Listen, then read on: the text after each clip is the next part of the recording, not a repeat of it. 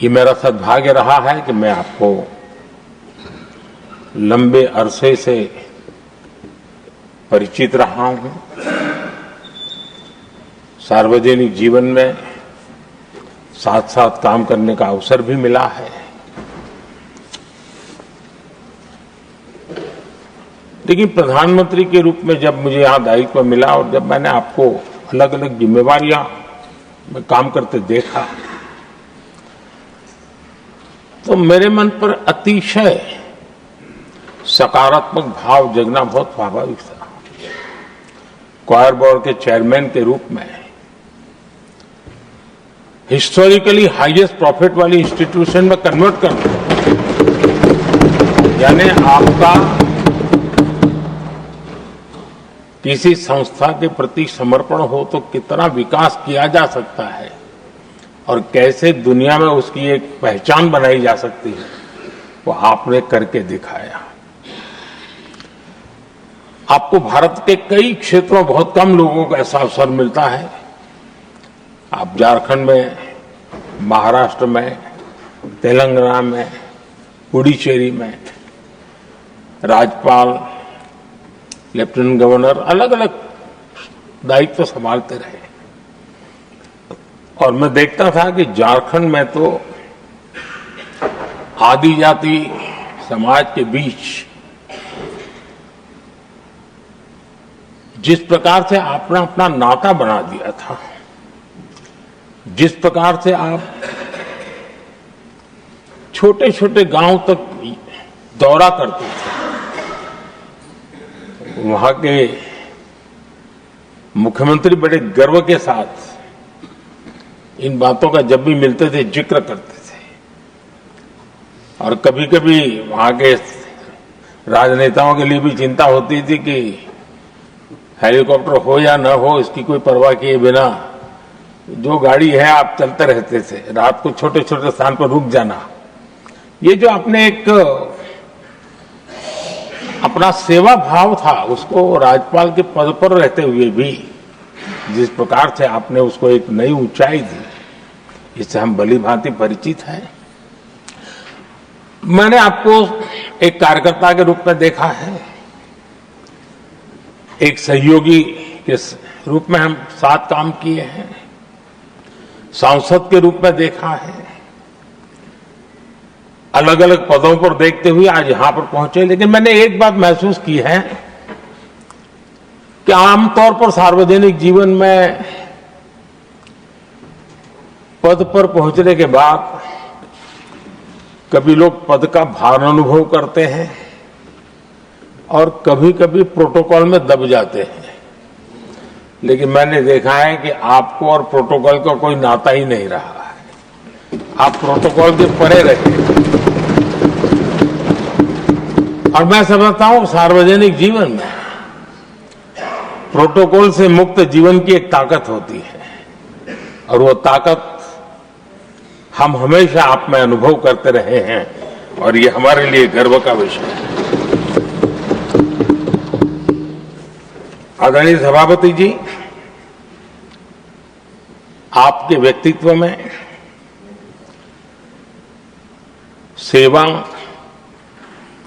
समर्पण, संयम, इन सभी बातों से हम भली भांति परिचित हैं। वैसे आपका जन्म तो डॉलर सिटी में हुआ और उसकी एक अपनी पहचान है, लेकिन उसके बावजूद भी आपने अपनी सेवा का क्षेत्र अंत्योदय को चुना। आपने हमेशा एक डॉलर सिटी के भी उस तबके की चिंता की जो दबे, कुचले और कुछ वंचित परिवार थे, उनकी चिंता की। आदरणीय सभापति जी, मैं उन दो घटनाओं का जरूर जिक्र करना चाहता हूं जिसको कभी मैंने आपसे, आपके परिवारजनों से भी सुना है और जिसने आपके जीवन पर बड़ा प्रभाव पैदा किया है। बाल्यकाल में अविनाशी मंदिर के तालाब में आपका डूबने की संभावनाओं के बीच की अवस्था आपके लिए हमेशा रहा है कि मैं तो डूब रहा था, किसने बचाया, कैसे बचाया पता नहीं, मैं बच गया। और उस ईश्वर ने कुछ आप पर कृपा की, इस प्रकार का भाव आपके परिवार के लोग हमेशा बताते हैं।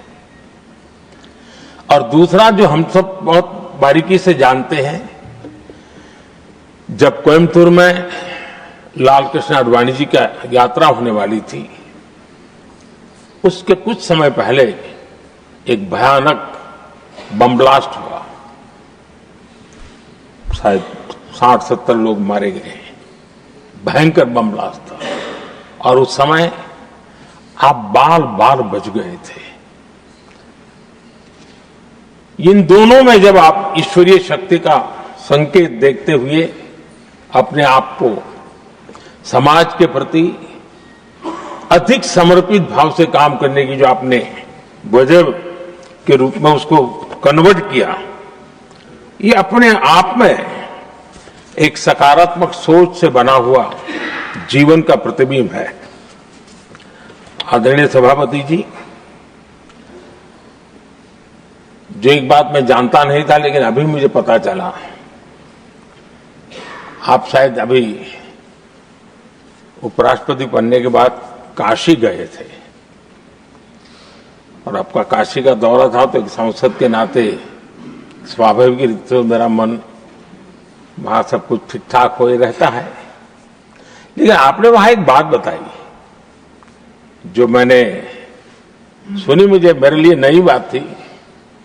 आपने वहां कहा कि आप वैसे तो नॉनवेज के आदी थे, लेकिन जब पहली बार आप काशी गए थे जीवन में और काशी में पूजा वगैरह की, मां गंगा को अपने आशीर्वाद प्राप्त किया मां गंगा से, और पता नहीं आपके भीतर एक संकल्प जगा और उस दिन से आपने तय किया कि आप अब नॉनवेज नहीं खाएंगे।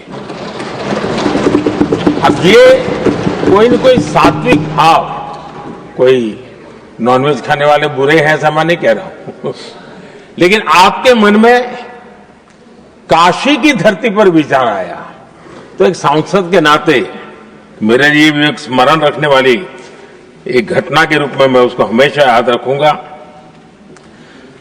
भीतर कोई न कोई आध्यात्मिक भाव जो इस प्रकार की दिशा में ले जाने की प्रेरणा देता है। आदरणीय सभापति जी, छात्र जीवन से आपकी नेतृत्व सामर्थ्य रहा है। आज राष्ट्रीय नेतृत्व की दिशा में आप हम सब का मार्गदर्शन करने के लिए यहां विराजमान है, यह हम सब के लिए गर्व का विषय है। आदरणीय सभापति जी, आप लोकतंत्र के रक्षक के रूप में अपनी जवानी में, युवा अवस्था में, जब किसी को भी सरल मार्ग से जाने का मन कर जाता है, आपने वो रास्ता नहीं चुना, आपने संघर्ष का रास्ता चुना। लोकतंत्र पर आए हुए संकट के सामने मुकाबला करने का रास्ता चुना और आपने आपातकाल में एक लोकतंत्र के सिपाही की तरह जिस प्रकार से लड़ाई लड़ी,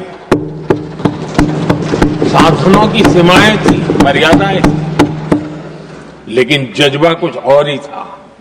और वह उस क्षेत्र के सभी, उस सब पीढ़ी के नौजवान आज भी इमरजेंसी के खिलाफ की आपकी जो लड़ाई थी, लोकतंत्र के लिए आपका संघर्ष था, उसमें आपने जन जागृति के जो विविध कार्यक्रमों को अपनाया था, लोगों को जिस प्रकार से आप प्रेरित करते थे, वे हमेशा हमेशा के लिए लोकतंत्र प्रेमियों के लिए एक प्रेरणा देने वाली घटना रही।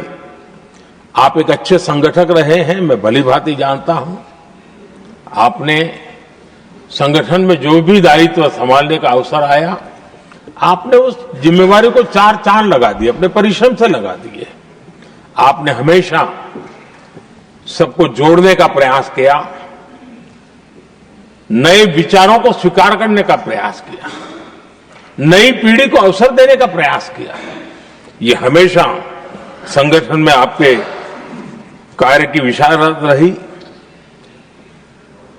कोयम्बतूर की जनता ने आपको सांसद के रूप में यहां सेवा करने के लिए भेजा और तब भी आपने सदन में रहते हुए हमेशा उस क्षेत्र के विकास के लिए अपनी बातों को बड़ी प्रमुखता से लोगों के सामने रखा, सदन के सामने रखा। ये आपका लंबा अनुभव सदन में सभापति के रूप में और राष्ट्र में उपराष्ट्रपति के रूप में बहुत ही प्रेरक रहेगा, हम सबको मार्गदर्शक रहेगा और मुझे पूरा विश्वास है कि मेरी तरह इस सदन के सभी सदस्य इस गौरवपूर्ण पल को जिम्मेवारियों के साथ आगे बढ़ाएंगे।